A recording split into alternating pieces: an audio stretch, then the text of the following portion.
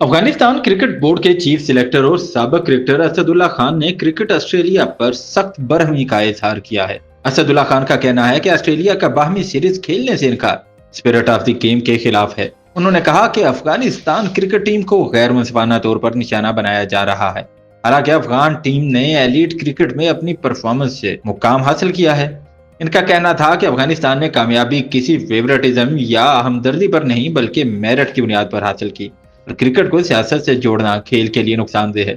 याद रहे कि तालिबान के 2021 में इक़्तिदार संभालने के बाद से क्रिकेट ऑस्ट्रेलिया ने अफगानिस्तान के साथ कोई दो तरफा सीरीज नहीं खेली।